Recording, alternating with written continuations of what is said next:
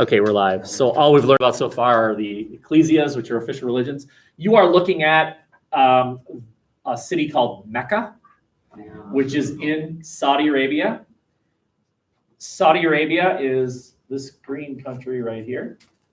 You are looking at the spot for Muslims, the holy spot. Muslims are highly encouraged one time in their life to take a holy journey and visit this spot. This particular thing right there is a series of drapes. That black thing, those are drapes. And inside is a rock. And the rock is considered holy by members of Islam. It's the spot where Muhammad received direct instruction according to Muslim theology. Every religion, take it back, every major religion has the spot. And every major religion, there might be some exceptions to that, has the idea of a journey. For Christians, they're called pilgrimages. And they're very common in the Middle Ages. You would go on a pilgrimage. And you would go to the place where some miracle happened. And it's actually very common even today. You'll see somebody who fried up a grilled cheese, and on one side of the grilled cheese, an image appeared. The bread cooked itself just right, and there it is, a holy image. Well, then people by the thousands will come and visit the grilled cheese and touch the grilled cheese. And by the way, I'm not making that up. That was true. Somewhere in the southern western United States, somebody did fry up a grilled cheese, and I don't know what the image was, but it was a miracle. Or statues that cry. They'll have statues that actually weep out of their tear ducts. Well, people will visit it and touch the thing, and they'll be healed by the waters of it. Or have any of you ever heard of Lourdes in France? That's a common pilgrimage. Or Fatima. Any of you ever heard of Fatima? Fatima is a location where right around World War I, three sisters, I can't remember exactly, claimed to see images of holy people that spoke to them. Well, people would visit them by the thousands and hear what they had to say. So this is something very common in dominant religions. This one just happens to be the Muslim one. So once a year, the city of Mecca hosts this enormous gathering. You're looking at thousands and thousands of people. And this is actually called a Hajj, H-A-J-J. It's a Hajj. In Christianity, it's called a pilgrimage. In Islam, it's called a Hajj. It's a holy journey. Okay, our second type of religious organization is called a denomination. They're very large. They're usually what we'll call old. They're not official. They're dominant, they're old, they're well established, but they're not, you don't have to be it.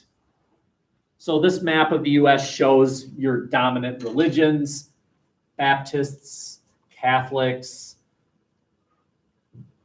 Mormons, Masonists, Methodists, Lutherans, any building whose primary purpose is that religion, you probably have a denomination. So a synagogue, a church, those are denominations. Notice that in some parts of the world, a religion is an ecclesia. That same religion in other parts of the world is a denomination. So Islam in certain parts of the world is the official religion of that region of the world. But Islam in the US, it's not an official religion. You don't have to be Muslim, but you can be Muslim. And that makes it a denomination. Okay. Okay. The third one is a sect. A sect is what we'll call small. And what does that mean exactly? What's small? When are you no longer small? And of course, that's relative, right? And what usually happens is a sect is a group of people that have broken away from a denomination. They didn't get it quite right. The denomination isn't quite getting the message. So we're going to break away and we're going to start our own religion. And it usually starts out small. It's a small group that is breaking away. And those people in that group usually know each other really well. Probably a family or a group of families that are breaking away, and they say there's something wrong with the denomination. You don't have it quite right. So for example, the Mormons, before they were a denomination, they were a sect in New York. And they taught some things that the denominational churches of New York said, no. Like, for example, they had their own holy book. Does anyone know the Mormon holy book? Well, that's what it's called. I just told you. It's called the Book of Mormon, which is also a fantastic play, by the way. And it's coming back to the Twin Cities. If any of you want to laugh a lot, it's called the Book of Mormon. It is the most foul play you'll ever see. They have a song in it. It's called Book of Mormon. The F word song. It rhymes with pluck. Okay, that's the name of the song. The F song. Every other word. It's like my wife and I are like, my God, this can't be real. Isn't this in the Book of Mormon? Anyway, their own holy book called the Book of Mormon. Well, of course, Christians say, no, there's one holy book, the Bible, that's it. So your teachings violate our denominational views. So what did these people do? They left. They headed for the hills, which is another characteristic of a sect. They cut themselves off. They start over. And if you think about it, that's what a bunch of people did in Europe. They had their religious beliefs, like, for example, in England in the Middle Ages, you had to be Anglican. You had to be Anglican. Hey, what does that mean the Anglican Church was in England? It's an ecclesia. Very good. Some people didn't want to be Anglican. They wanted to remain Catholic or Lutheran or whatever. So what they do? They headed for the hills, which back then was here. That's why they came here. Some people came to the 13 colonies because they wanted to start their own religion, their own sect. But of course they developed. So please recognize this, that all denominations at one point were sects. They started off small, and then they teach, and people say, hey, you know what? I like that. They grow. They become a denomination. They grow and grow, and some of them become ecclesias, official religions, right? I'm showing you 4 girls that are dressed really plainly. Anyone know what we're looking at? No. Amish. Yeah. The Amish. This happens to be an Amish sect in Pennsylvania. Pennsylvania has a lot of Amish. Actually, southern Wisconsin has a lot of Amish too. Have you ever seen that? Those buggies? Okay. So a sect. Not necessarily weird though. I think I can say this, that when I say Amish, none of you necessarily thinks, oh, they're weird. They live a simple life, right?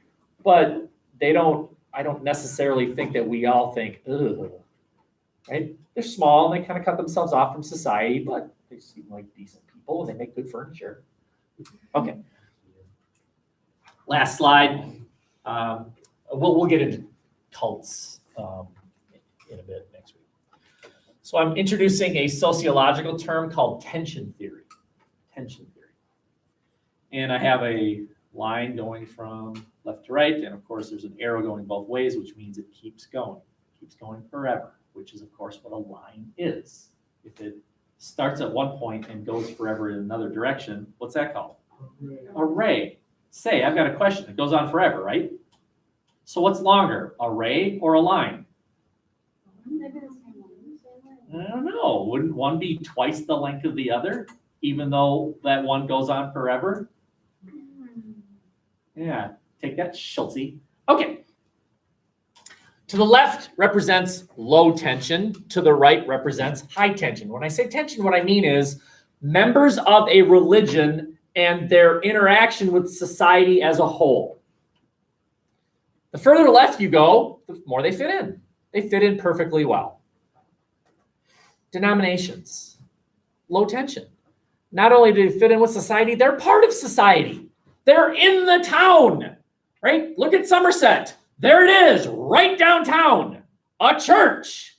Go to Stillwater. There they are. They're right in the town. They're part of the fabric of the town. Well, there's low tension there. They fit in perfectly well. The person that works at that place is a member of the community. Shops at Cub, is your neighbor. Perfectly normal. They dress like us. They are, this should say more denomination-like, not more religion-like. They're all religions. More denomination-like. They fit in perfectly well. Well, now the further right you go, the more that tension starts to arise. Like, for example, what about people who protest something because it violates their religious views? So they go and they protest and then they get arrested. Well, that's tension. So, for example, in the United States today, whatever you think about this is fine. Your opinion is perfectly valid. But the law of the land right now is that gay people can get married. And you might think, good, if two people are in love, who are we to deny that? But you also might be of the opinion, well, I don't mind that you're in love, but don't call it marriage. Call it something else, but don't call it marriage, because marriage is man, woman. That's what marriage is. Fine, your opinion is welcome here. All opinions are welcome here. The fact of the matter is, it's the law of the land. It is the law of the land right now. It is legal. You might think, I don't agree. And so you paint your own sign and you go to the state capitol and say, the marriage is one man, one woman. Great. That shows a mid-level of tension. You're part of society, but you and society's laws aren't quite seeing eye to eye based on your religious views or whatever your views on abortion. Okay, abortion's a very touchy subject. Some people argue, who's the government to tell me what I can or can't do with my body? It's my body. There are others that say, well, what about the body of the kid inside you? Where is that kid's rights, right? Okay, fine, whatever. So but the fact is, it's the law of the land right now. Abortion is the law of the land right now. But you might think, that's wrong.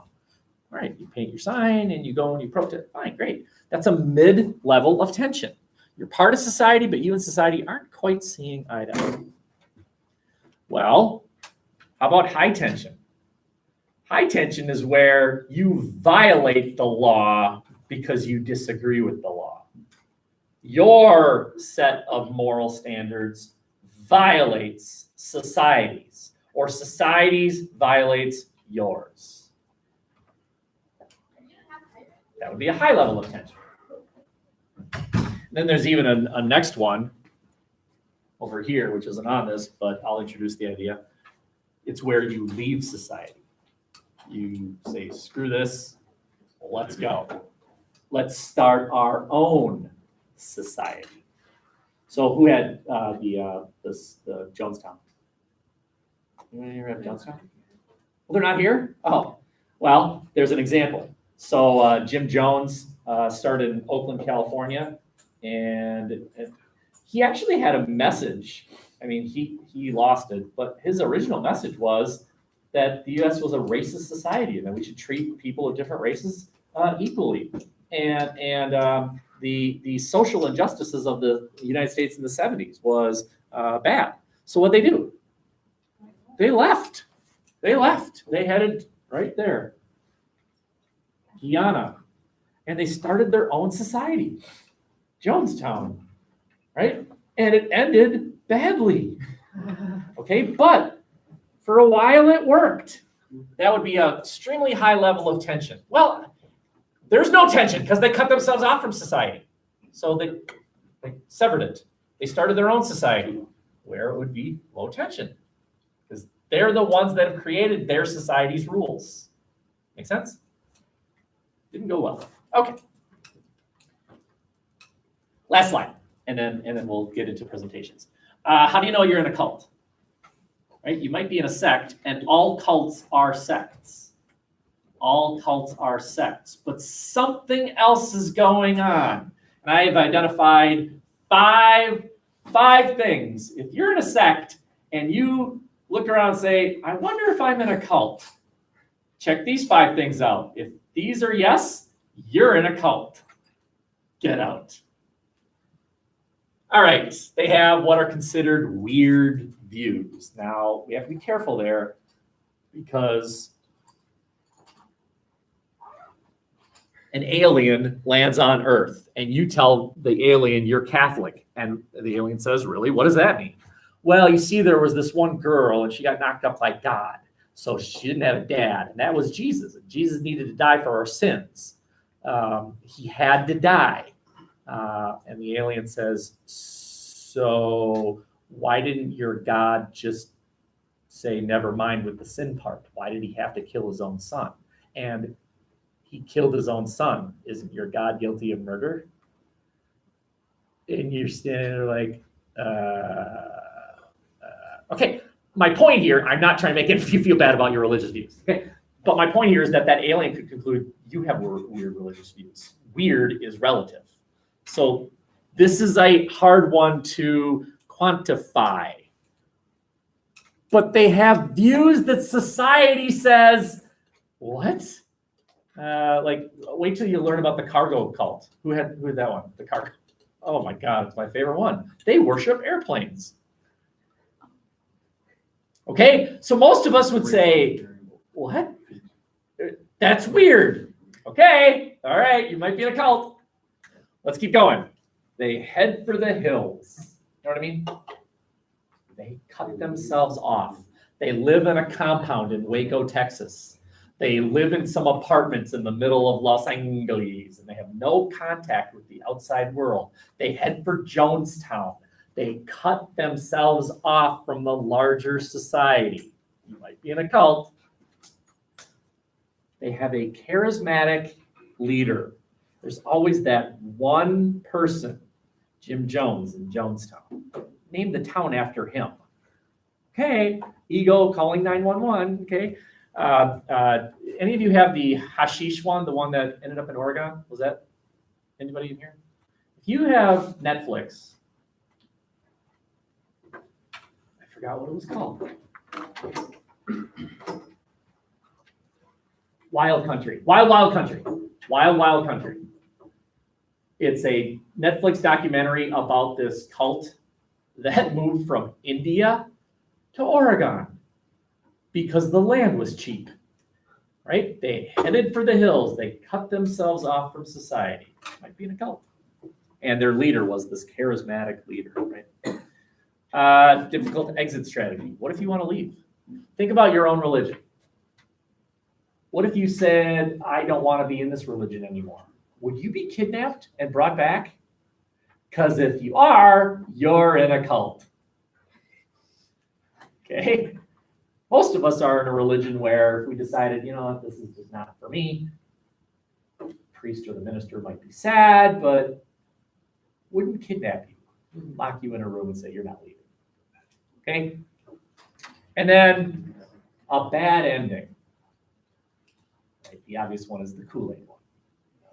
We'll get to that, but the people of Jonestown all drank Kool-Aid filled not with sugar, but cyanide.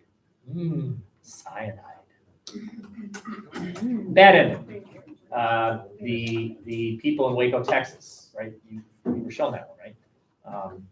Big explosion, right? That's a bad ending. Mass suicides. That's a bad ending. So if you just committed suicide in a religious group, you're in a cult. Get out. Bad joke. Okay. Questions? That's it. Very, very good. Choir is a cult. Choir's a cult? Choir is a cult.